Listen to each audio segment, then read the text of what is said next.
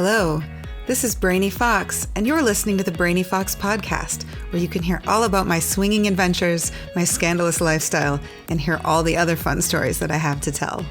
Enjoy! Please note that the adult nature of this podcast makes it inappropriate for people who are under 18. Sorry, kids.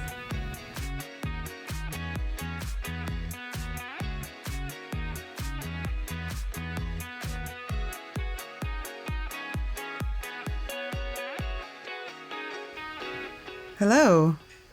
Here we are again. Thanks again for listening. I love that people listen to my podcast. It makes me feel really special. This week, and I say this week because I've been really kind of sporadic about posting. I've had a lot happening in my life, and so I'm going to use that as an excuse for not being consistent and actually putting up podcasts every Wednesday like I say I'm going to. Basically, this show is going to be a little different. Usually they're upbeat and I talk about my adventures and everything's fun and super great. But recently, I had a breakup. So like heartbreak does happen in my sexually adventurous life too.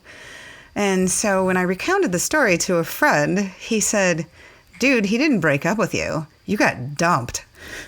which was like, because it hadn't really crossed my mind. First, arrogantly, like, people don't break up with me, which is not actually true. But I didn't. Like, when you break up, you have a discussion, right? I didn't get that. I got dumped. Anyway, I recorded some audio earlier in which I recount what happened. And it's, these are my feelings about relationships and how sometimes they end and it's not pretty. But I sort of try to lay it out in relation to, the advice I give and how my theories about relationships. And sometimes I don't always take my advice. Sometimes I'm not always good at that. But I do try.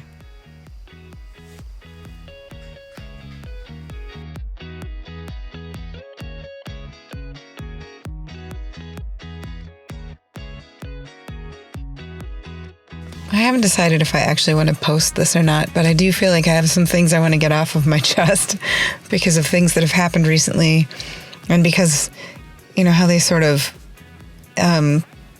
are in, how they sort of align with the advice that I'm always giving people. And so I think maybe it's not a bad idea to sort of put it out there. I'm being vague. So last night,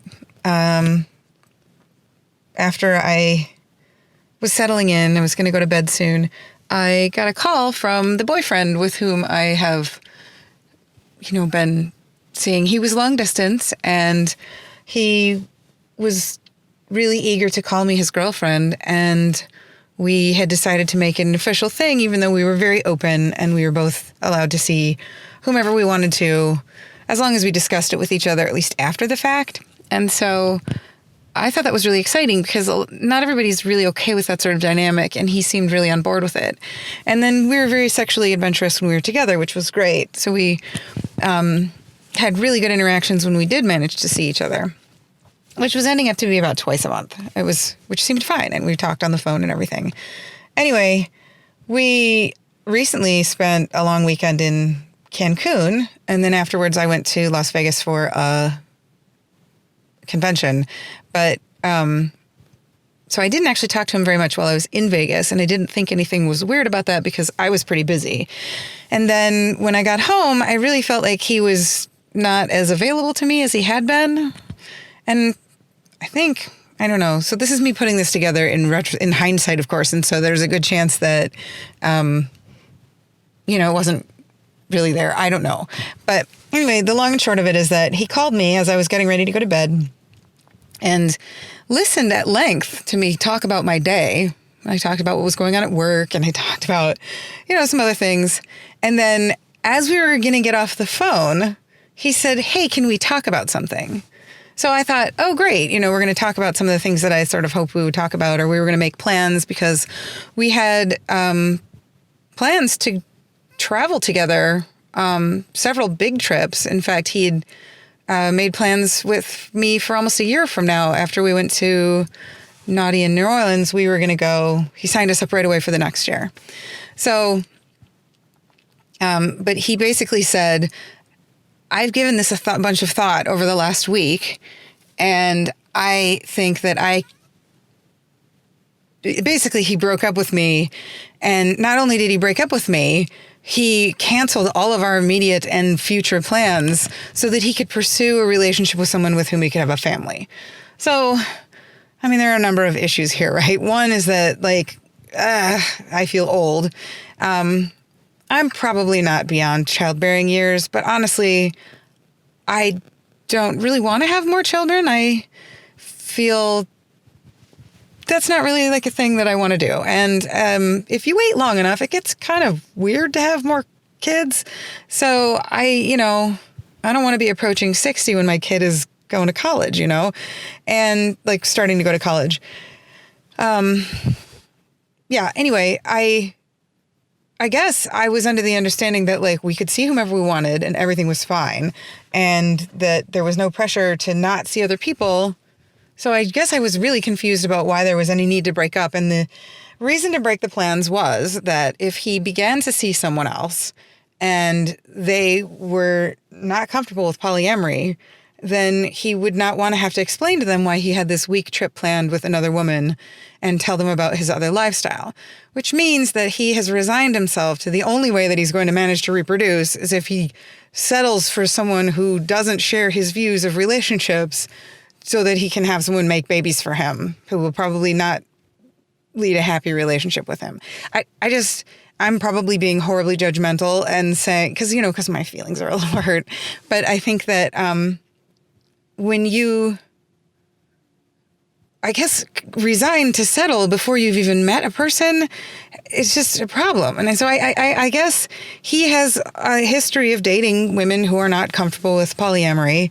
In fact, he recounted a few stories where he traveled with women and tried to convince them to like go to lifestyle resorts, and they weren't really comfortable with that. And the bottom line is that not everybody is.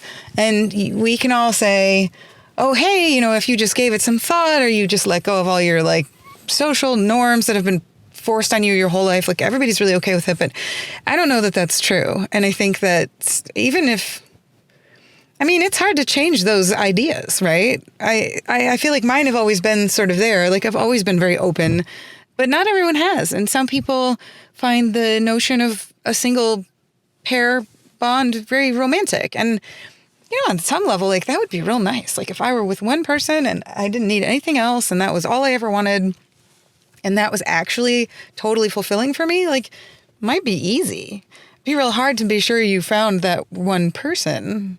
I mean, relationships take work. And so I think a failure to acknowledge some need for flexibility in them is, I don't know, problematic, but that's kind of another story. So anyway, the message I got was, I'm trading you in for a younger model, even though I probably am not going to truly be happy with her because she's going to give me babies. So, because I'd even discussed the idea that like I might be able to have one kid for him, but for a number of reasons, like I really wasn't willing to consider having more than one. Anyway, that's a lot of reproductive news. The bottom line is that we did have this going from the beginning, right? So I said, I appreciate that you're looking for a life partner. You would like eventually to have a family, but I don't think I can give you that. So we need to be realistic about this going in. And so I thought everything was fine. And I guess what really bothers me most about this is not that I was sort of faced with my own mortality and like the end of my reproductive potential. It was that there had been zero honesty and zero regard for my feelings. So huge thing with, polyamory or relationships in general, hell, friendships, is communication. Like you have to be transparent with people. If you're not honest and upfront, then you're hiding things and it gets confusing and somebody feels left out and it just ends in an implosion. Like it's just never good. And I feel like some people exist like this for years. I've never been capable of that. I tend to be very confrontational and not necessarily in a negative, abrasive way, but I feel like if shit doesn't feel good, like, you talk about it, right? Get it out there. And at least then the other person knows that you're not happy about it. And then they can acknowledge that in their future behavior ideas, they're aware of it, So clearly this had been festering in the back of his mind. Like, oh my God, I need to have a family now because I'm getting older and I need to that's the sun is setting on those opportunities. It's also true that men can reproduce a lot longer than women, but then you have to think about the age you're going to be when your children are growing up, right? Is that reasonable at some point? You start slowing down at 50, 60, 70, right? So how old are your children going to be if you don't have them till your late 40s? Yeah. So there was clearly this was going on in the background. And I had on many occasions tried to discuss it, to just say, hey, I want to be realistic about this. Let's talk about what happens if you meet someone who is going to give you a family. Like, where does that leave us? Like, is she going to be someone that would be okay with that? Like, how do we handle it if she's not? And I just figured that I would be included in all of the decisions that got made up into and when it actually happened. And so I never got that opportunity. I was never even invited to be considered in that opportunity, and how this would impact me and make me feel was never even clearly considered. Like, this was a completely unilateral, very ice cold decision that was made without any real consideration for me. Like, it just seemed more like it was inconvenient, and he was more upset that it was bothering him that he had to tell me this than he was really giving, any thought to how it was making me feel. And how it really didn't make sense with everything we had agreed to in the beginning. So I think how I would have preferred that it play out, and how I had assumed that it would inevitably play out, was that he would say, I'm continuing to see other people, especially considering that we live long distance. I'm going to continue to see women locally where I live. And those might be women who might be not entirely comfortable with my polyamorous lifestyle. Okay, I get that. And so if you meet someone that's not okay with polyamory and you're willing to not be polyamorous because you're really into this woman, then that's fine. Of course I would respect that. Absolutely. And we can absolutely still be friends. That's great. Right? And you can call me and complain about how you're not, you miss polyamory and you're not sure about it and you struggle with it, but you still care about her and you want to make it work. I'm totally happy to listen to those things. And I'm not even going to be judgmental. You're an adult, you've made the decision. And so I assumed that he would maybe eventually meet someone with whom he wanted to have children and with whom he was willing to not be polyamorous. And at that time, we would have that conversation. And then things would sort of shift into he and I could be friends. And we, of course, wouldn't make plans to go on any trips that involve sex, but we could absolutely stay in touch on the phone or email or text or whatever. I really felt like we had a genuine friendship connection. And we were really good together. We had such interesting conversations when we were in person. Although in retrospect, we did seem to avoid some of the deeper stuff, because it seemed to he didn't seem ready to talk about it, but really hadn't been dating long enough that I was ready to hold that against him. I was like, we'll get to that. It's okay. And I guess part of me was thinking, oh, maybe there isn't anything to talk about because it's cool, right? So he's not in a rush to talk about it because it's not a conflict, So then I would be more than happy to be his friend through his relationship with this other person. And honestly, you need friends when you're trying to have kids, right? Having kids, trying to get pregnant. And I know it's oh yeah, you get to have sex all the time. I'm trying to get pregnant.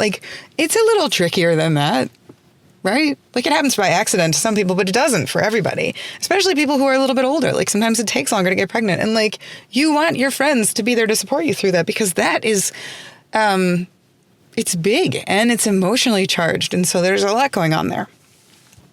So I guess that I assumed eventually that things would taper off with us when he decided that he was really ready to move on, if he ever really decided he was, because he seemed pretty lukewarm about it. He did say that, and it seemed to be about having kids, finding someone to produce children for him, more than finding, I don't know. Actually, that's not true, because he seemed very interest in having a partner, even though he did reveal to me that he'd never lived with someone. He'd never cohabited with a significant other. And it didn't seem that his relationships lasted particularly long. But I have to say, like, I've never had a long-term relationship that was more than, like, 6.5 years. I don't know. Does that mean I'm a failure at relationships? I'm not sure. I feel like 5 years is a good stretch, you know? And, but I did see that, like, never having lived with someone is a kind of a red flag. And he absolutely had nothing to say that was nice about any of his ex-girlfriends. But he had lots of nice things to say about all of his play partners. So it's possible that he has a lot of things to work through. And one of those might be his reproductive potential and what that means, because I think he was struggling with finding someone who was comfortable with the lifestyle and wanted to have children with him. And I think more specifically in his case, a lot of his long-term lifestyle play partners were older women that were definitely beyond their reproductive years and people to whom he didn't want to get that kind of attached. And so he was definitely thinking he needed someone like in her 30s, which is probably ideal time to have kids. But he's not in his 30s. And so, I don't know. And that makes me sort of like, I bristle at this where, like, you know, men build their careers, they become successful, they put off having children, and then by the time they're settled and have some money, then they go and find somebody younger who can produce some children safely. And then there's the, like, age gap, and I don't know, the motive there is weird. Maybe I'm just saying that because my feelings are hurt. I don't know. But I'm still sort of reeling from this because I really had felt like communication was like a part of our relationship that was something that was working, right? We would go into these like sexually charged situations and we would be really good at communicating with each other about like what our comfort levels were and what our desires were and everything like that. And so I was really shocked when we couldn't talk about the feels too. I don't know. So that's weird. And I just don't know how to, I'm not sure. I'm still trying to wrap my brain around it. And part of me is doing that like self-blaming thing, like, well, how did you not see that this guy didn't care about your feelings? And how did you not see that he was going to absolutely disregard the huge impact that like breaking all your plans for the future? And, you know, I don't know, like, because I don't think that there was any chance that he really considered the impact of what he said, because he seriously expected to say it in like 30 seconds and then get off the phone. And I did initially let him get off the phone. And I sat there and I realized I was very upset. And I think that I had, for starters, probably underestimated the attachment that I was feeling for him, which was now in clear conflict with what his attachment to me seemed to be, which was weird. And so, you know, I called him back and I said, listen, this isn't how friendships work and this isn't how relationships work for me. Like, they might for you, but you've had a string of really unsuccessful relationships and now it doesn't matter. Anyway, I wasn't really mad and it wasn't mean, but I was upset. And I said, this was a unilateral decision. Like, clearly you didn't ask me. I got no warning. And clearly this had been bothering you for a while, but you didn't mention this to me. And so I don't understand. And he actually left the conversation by saying, I hope we can be friends. And my response was, I don't think we can be friends because clearly this isn't how friendship works, at least for me. Like, when you're friends with someone, if you have a problem with them, or if something has changed in the friendship, or if they've done something, or things have changed, the bottom line is, like, when there's any sign of conflict or discomfort, you bring it up. You hint at it, right? And you can even just sort of hint at it at first and say, like, hey, like, I'm having these feelings, like, maybe we could make some time eventually to talk about them. Or like, hey, so this topic is kind of out there and I think we should maybe get together and discuss it. Or just, if we could get around to that, that would be great. But there was none of that. I was the one trying to bring things up and they didn't get addressed. And so, like, optimistically, clearly stupidly, I missed that they were being avoided and mistook that for lack of need. So, yeah, I don't know. So I'm sort of surprised but I reached out to a couple of other friends who were really nice and supportive, and it reminded me, how much I appreciate my friends. So I think I don't even know what I can say I can learn from this one, right? I can say that, I do have a tendency to fall hard and quickly. And I don't know that I relationship hard, but I tend to kind of like to assign some kind of structure or have meaningful discussions about, where we stand, right? I just like to know what's going on because I'm a planner, damn it. That's just how I like to. I don't like surprises, right? And this was a huge surprise. So I think, yeah. Anyway, so I've been trying to sort things out. I talked to a bunch of friends. They made me feel a little bit better. And I sort of feel like I'm not totally nuts. And I think, in this case, he was in the wrong. And no, I'm not sure he's aware that he was in the wrong. I don't know that even makes me feel better to assign the blame to him. I just didn't like the surprise because this could have been resolved in a much kinder way in which we could have remained friends. And so part of me wonders if he decided to do it this way because he didn't really want to be friends. I'm wondering what it is that I did that was so horrible that it had to end all suddenly, abruptly, and completely. Did I say something insensitive? I'm not sure. I'm trying to figure that out. And I don't know that I'm ever going to get the luxury of having a conversation with a real explanation. And I don't know that I could believe anything you said anyway. The whole thing, it seemed to make him uncomfortable, but now I look at it and I think that the discomfort was that he, he didn't like giving the bad news because it was icky, So I do hope he finds himself someone to make some babies, but I do worry that because of how much he likes the lifestyle, I don't know that there's true long-term potential for him to have a happy relationship with someone because I feel like the emotional connection element is a bit of a challenge for him, which means that you probably could supplement that and make things last longer term if you had some kind of friendship, some kind of camaraderie, and the sex was there. And so you had some sort of adventure component that you could do together. I think that you could probably, you know what I mean? And it wasn't just the two of you all the time. But when you just have the two of you, I feel there's more pressure there. And I've said this before. When you have a relationship with one person, that other party has to meet all of your needs, sexually, emotionally, all of it. And that's a lot of pressure. And I feel when you get to sort of open that up to include multiple partners, a lot of that pressure is relieved from individual people because some people have strengths and weaknesses. Rather, everyone has strengths and weaknesses. And so if one of your partners has a deficit and it's something that you need, you can find it somewhere else. But you don't get to do that when you only have one partner.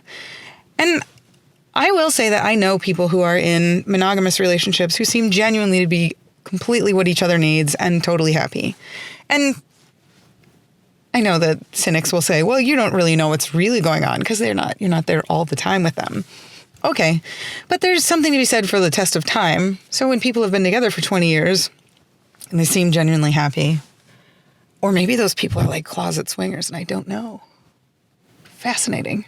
Anyway, the point is you never really know, but I know that monogamy hasn't worked for me, and I've tried it. So, yeah, I guess, yeah. So I don't know where that leaves me. I will say that I'm pretty ticked off that I've actually spent, we made plans to go on a cruise, and I've actually never been on a cruise. So I was like, ooh, cruises are weird. You're stuck on this boat with people for a week, and you can't get off. And I totally pictures myself getting seasick and claustrophobic. But on the other hand, it's a lifestyle cruise, meaning when I go to a lifestyle resort, I don't need to leave the resort. There's just a lot of fun things to do while you're there. There's no reason to go out. So it's a much bigger resort. It just happens to be on the ocean, but there's a lot more people there. So I was like, yeah, let's try this. And I started to get excited about it. So I actually had spent the last couple of weeks since I got home, ordering and arranging for us to have coordinating theme night costumes together. So I now am the proud owner of like an awesome evening gown that's like glow colors. So like, yes, a neon evening gown. Awesome. And there was a matching shirt for him. And and then there was like a fetish night. So I had this in my closet, really shiny, strappy. It's like a whole evening gown that looks like a cage. It's like shiny black straps. So I got him a shiny black shirt to go with it. And then we had like these Hawaiian theme outfits that matched, that were sort of glowing and fun, that I had made. And I was about to order the like circus theme, but I was trying to decide who would be the ringmaster and who would be the lion. And I think maybe if I had known him a little better, that would have been more immediately clear to me. I guess I just assumed it would be flexible because I could be happy in either costume. Because I don't know that it like reflects anything deeper about the dynamic of the relationship. It's just what you're wearing to the party. Anyway, so I don't get to go on my first cruise. And we'd actually booked a second cruise that was going to be over my birthday. And so I thought it would be really fun to like go around on the cruise ship with a tiara and maybe wrangle up some kind of awesome group sex scene that involved me wearing a tiara. I was kind of looking forward to that. So I'm a little bummed that that's not going to happen. But you know what? It's a long way off. Like, I guess maybe it could still happen. We'll see. So, yeah, I'm just going to gather my thoughts for the next couple of days. And I'm going to go out and have friends, meet up with friends and have some fun this weekend. In fact, Mr. Saturday from my date night podcast has invited me out. So we're going to go out on Saturday. And I think we haven't decided if we're going to do something lifestyle or if we're just going to hang out with each other, because that's really not something that he and I really ever do, like just go on the actual date. So I think that might be a nice change of pace. And he and I have become fairly good friends. And so I think that will be really fun to do. And I'll definitely report on it after it happens. So, I'm not really sure what I gained from this. I felt like I vented a little bit about how I felt I was wronged in my recent relationship. And I think that the real point is that no kind of relationship is perfect. And a lot of people will argue that polyamory is more complicated than monogamy. And I think that that's probably true in many ways. Because when you only have one person's feelings to worry about, it sort of makes it simple. But then you only have one person's feelings to worry about, and you have to worry about all of those feelings, and they're all your responsibility. And I don't know, that seems a little overwhelming to me. So I think communication is key. And I tend to sort of hang on to things longer than they're healthy. Like, I don't leave at the first red flag. I tend to get really attached to people. And even when it becomes apparent that the relationship is somewhat unhealthy, I'm already attached. And so I'm invested. And then it becomes a project. And I want to fix them. And I want to help. And I want to make everything okay. My mother actually calls it wounded dog syndrome. Meaning that I like to find people who turn out to be a little bit broken. And then I try to nurture them and make it okay. So I think other people would say, oh, my dear, that is codependence. So, and yes, I've read that book, a couple of them, and it is who I am, right? And so I recognize that these are components of my personality, and I do these things, but I have been much better lately. So, I recently started dating someone, and I saw a couple of red flags, and I said, these things are bothering me. I don't think I can get attached to you. We can still be friends. And I still see that guy every couple months, and we go on fun dates and have sex, and it's great. And so I think that's perfect with him. And who knows, maybe things would change, but we've now resigned ourselves to being friends, which is perfect, I think. And I think that eventually with this recent boyfriend, there's a good chance that I would have, looking back over the last few weeks, there were some things that were a little red flaggy, right? But they weren't quite resonating with me. And so I think there's a good chance that I would have started to see red flags. But the thing is that, the nature of our interactions was rather exciting. And so I think I got all swept up in it. Like we would travel and go exciting places. And then there was the anticipation of seeing each other. And so there was like the framing of everything was a little bit different. And so it was hard to get my bearings and see, what's the function here? Like what's the connection? What's the real dynamic of what's going on here? Because everything was exciting and distracting. And who knows, like maybe he saw that I had red flags that he thought were problematic. And I don't know. That's another thing. Like when you break up with someone, like it's nice to have them mention to you like what the deal is when you have a discussion and say, these are the things that I think were bothering me and that I don't think we can resolve. Because maybe those would be things that I would want to work on, But I'm going to arrogantly say that it was they weren't my red flags. And so I don't need that from him. So it's okay. So, yeah, I don't know. I don't know what the lesson learned is here. I think I'm going to have to ruminate on it a little bit more and decide, where I file this away as like information to use in the future going forward, And in the meantime, I'm going to, I guess, continue being myself, being independent, and having relationships with people that I want to, and try to enjoy myself.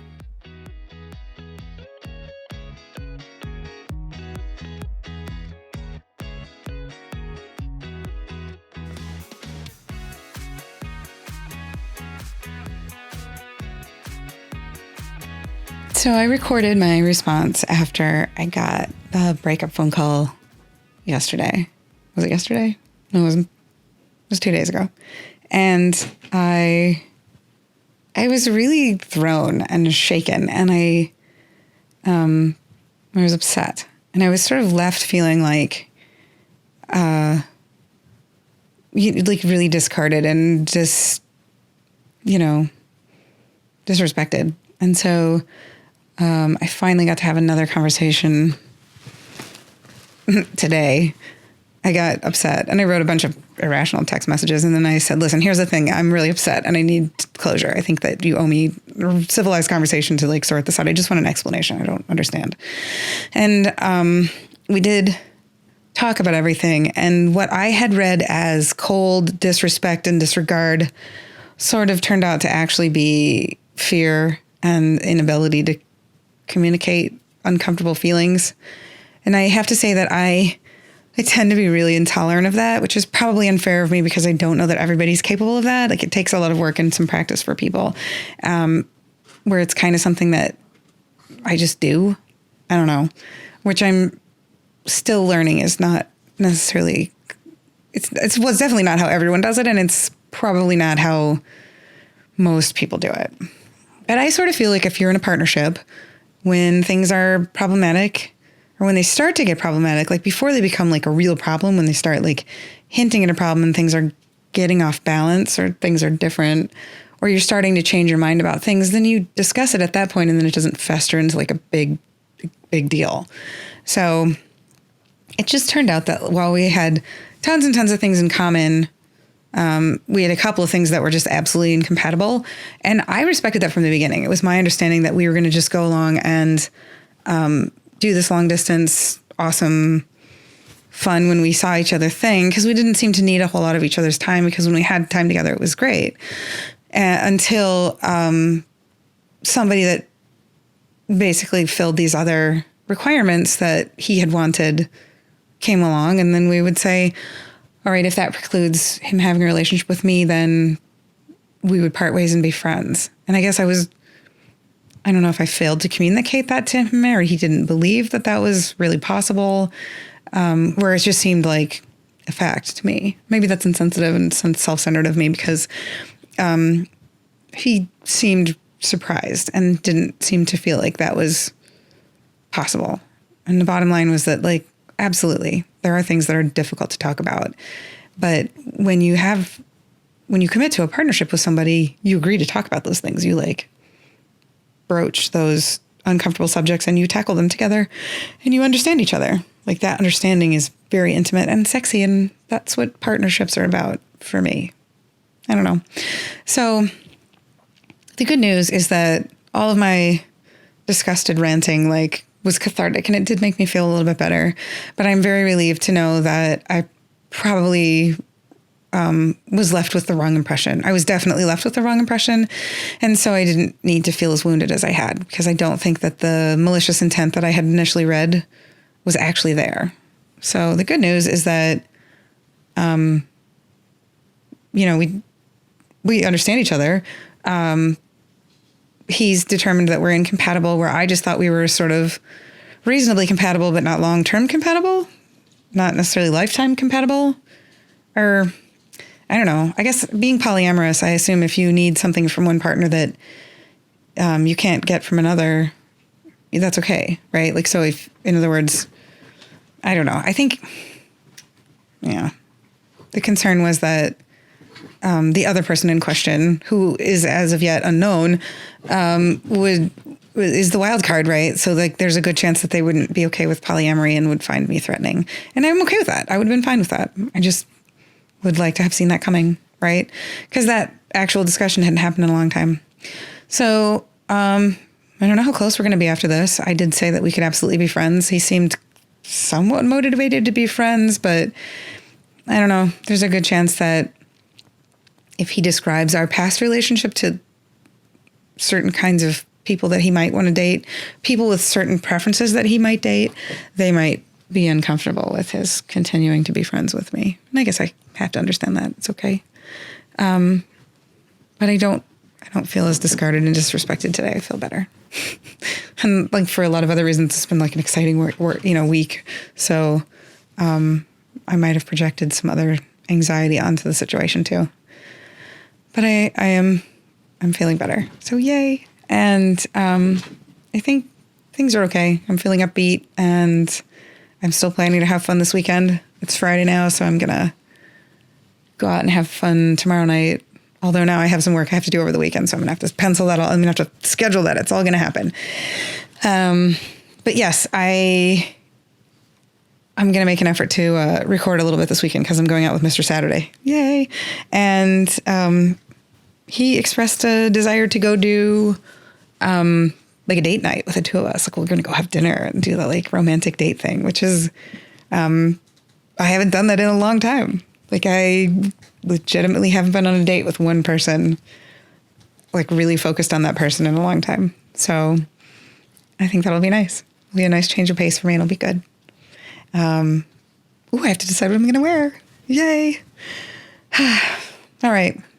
Well, yeah, so that's what's going on. I just kind of wanted to follow up and add to my earlier rantings and say that there has been resolution, and there is not still awkward conflict in my life. So yes, things are not still going on. We're not still together, because that's where his comfort level is. And I absolutely have to respect that. That's okay. But I feel resolved, and I feel like I understand the situation now, which makes me feel completely at peace. I'm okay. And because I hadn't understood his needs or concerns, because they hadn't been articulated to me. I don't know. But we actually managed to touch on a few things that we had, I guess, misunderstood about each other's intentions. And so it's good to do that and get sorted out. Because even though, ending everything seems to have been the solution, neither of us feels like there was any mystery. And honestly, a lack of closure just drives me crazy. I don't, people ghosting and people just not including the other party in a conversation about, what's happening in the relationship. I don't know. Anyway, everything's good. And I'm going to follow up and tell about all my exciting adventures this weekend. So hooray.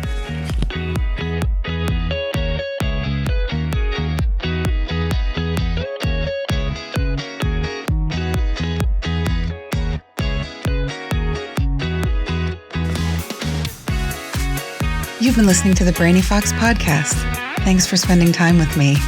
If you want to get in touch with me or ask a question for one of my future shows, you can leave me a voicemail message on my website, thebrainyfox.com. And you can also follow me on Twitter and Instagram at thebrainyfox. So thank you so much for listening, and happy swinging.